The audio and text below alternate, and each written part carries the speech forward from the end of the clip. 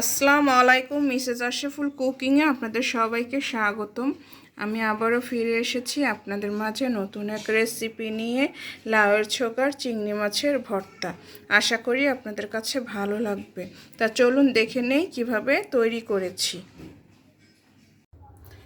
এখানে নিয়েছি 6টা বড় চিংড়ি মাছ।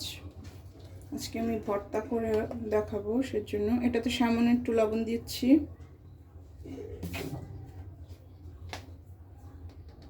সামান্য মরিচের গুঁড়ো,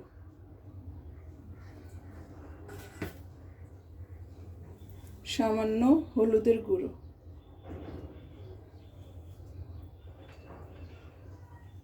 হাতের সাহায্যে একটু ভালো করে মিশিয়ে নিচ্ছি। এটা একটু ভেজে নিতে হবে ভর্তাটা তৈরি করার জন্য।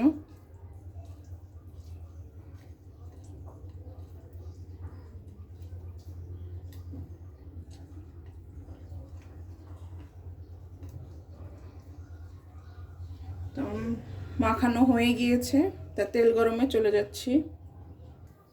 আমার প্যান গরম হয়ে গিয়েছে, দিয়ে দিচ্ছি সরিষার তেল ভাজার জন্য যতটুকু দরকার।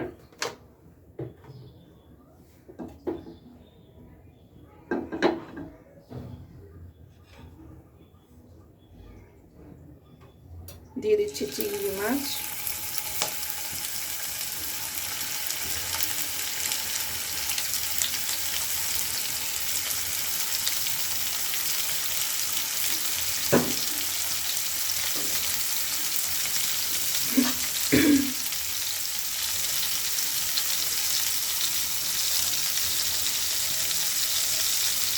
চিংড়ি মাছটা একটু ভালো করে ভেজে নিতে হবে, যাতে সেটা ভর্তা বানাবো আমি। এই ভর্তাটা খেতে অনেক মজা লাগবে।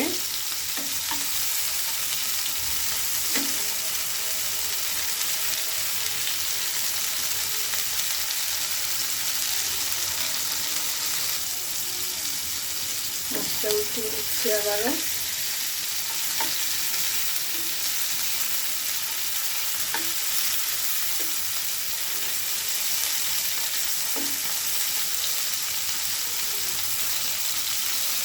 চিংড়ি শুটকি মাছ না নিয়ে কাঁচা চিংড়ি মাছ দিয়ে ভর্তাটা বানালে বেশি মজা হয়।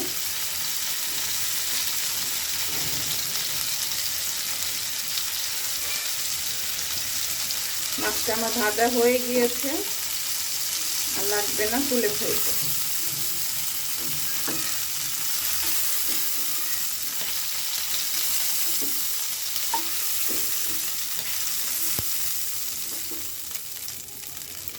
মাছটা আমি তুলে রেখে দিচ্ছি।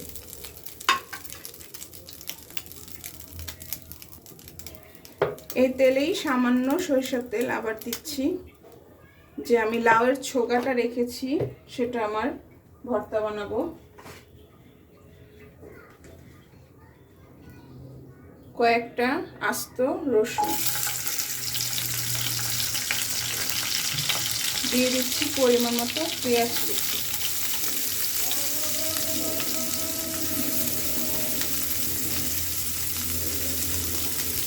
ঝালটা আপনাদের পরিমাণ মতো খাবেন। আমি 10-12টার মতো আমি দিয়েছি। যারা ঝাল কম খাবে তারা ঝাল কম দেবে।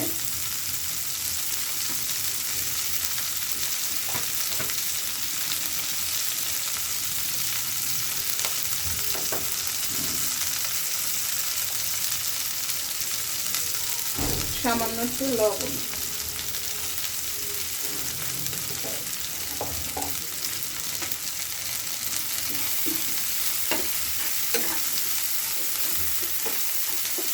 ভেজে নিচ্ছি।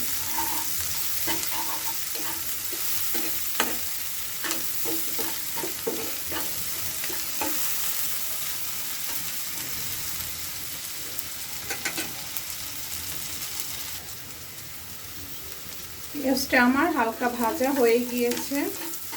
তো আমি যে লাউয়ের ছোকাগুলো রেখে দিয়েছিলাম সেগুলো আমি দিয়ে দিচ্ছি।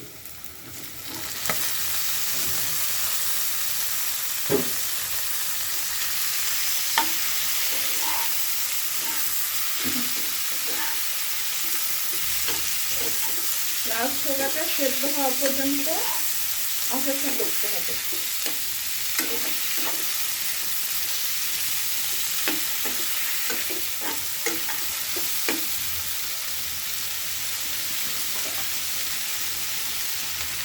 লাউ ছোলাটা সেদ্ধ হওয়ার জন্য একটু ঢেকে দিচ্ছি যাতে তাড়াতাড়ি সেদ্ধ হয়ে যায়।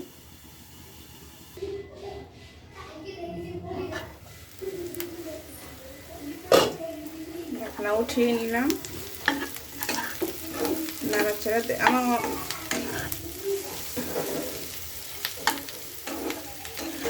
লাউর ছোকাটা কিন্তু সেদ্ধ হয়ে আসছে।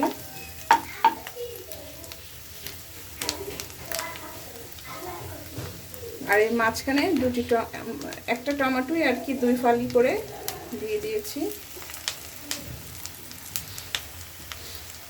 আবারও ঢেকে দেব।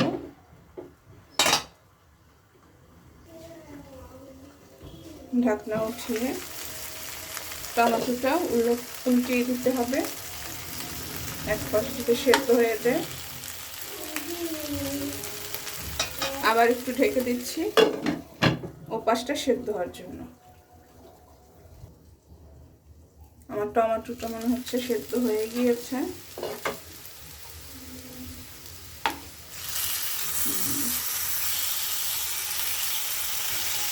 উপরে যে পাপড়িটা আছে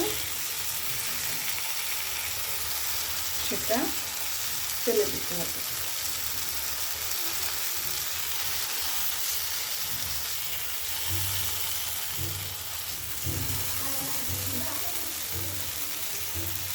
এখন নামিয়ে নিচ্ছি।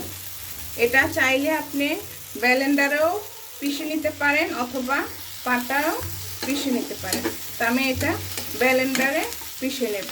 আর এটার সাথে যে চিংড়ি মাছটা আমি রেখেছিলাম সেটা অ্যাড করে দিচ্ছি।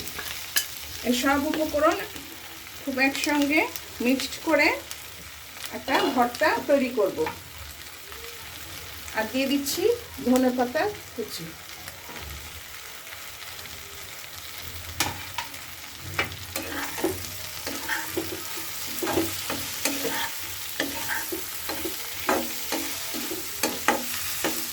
লবণটা হলো যে ভর্তা হওয়ার পরে যদি টেস্ট করে যদি সঙ্গে লাগে আরও লবণ দেওয়া, তাহলে কিন্তু লবণটা দিতে হবে। তো আমি পরিমাণ মতনই দিয়েছি, তারপর যদি লাগে সামান্য আমি দিয়ে নিব।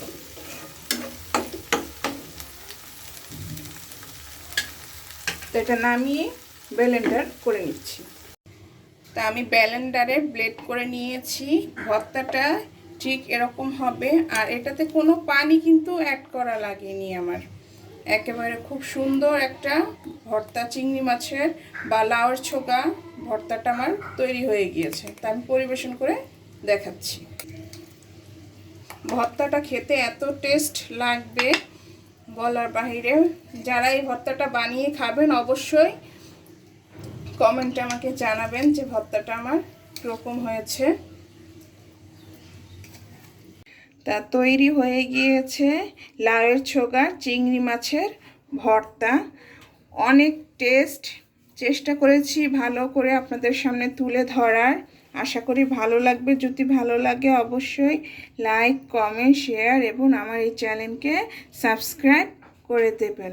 আজকের জন্য এখানেই বিদায় নিচ্ছি। ভালো থেকেন। আল্লাহ হাফেজ।